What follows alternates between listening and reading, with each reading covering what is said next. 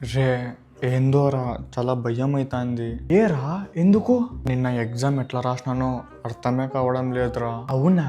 మరి ఎట్లారా అర్థం కాకపోతే? అసలు ఏం రాసి వచ్చినానో చాలా భయం అవుతుంది మామ. ఏమి చదువుకొని పోలేదా? చదువుకున్నా, సిలబస్ ఎక్కువ కదా, అంతా చదువుకుంటే మరీ మర్చిపోతానేమో అని కొన్ని ఇంపార్టెంట్స్వి మాత్రమే చదువుకున్నా. ఆడికి పోయినాక అవి కూడా మర్చిపోయినా మామ. అయ్యో మరి ఎట్లారా? రిజల్ట్స్ వచ్చిన రోజు మీ నాయన రాడ్డు పట్టుకుంటాడు. అదేరా డాక్టర్ దగ్గర పోదాం అనుకుంటున్నా, మత్తిమరుపు టాబ్లెట్స్ తీసుకోవడానికి. నువ్వు రారా నాతో పాటు పోదాము.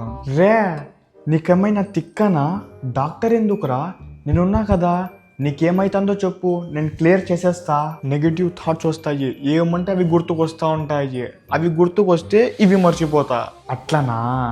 ఏం టెన్షన్ తీసుకోవద్దు, ఇప్పుడే ట్రీట్మెంట్ చేసేద్దాం.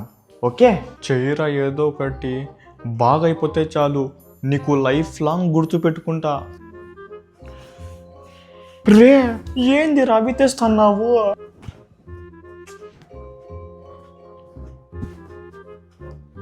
ఏం చేస్తాడో ఏమో. రే ఏం చేస్తావో ఇప్పుడే చెప్పురా. నీ తలకాయ అంతా పగిలికొట్టి నీట్గా వాష్ చేసి పెడతా. ఓకే?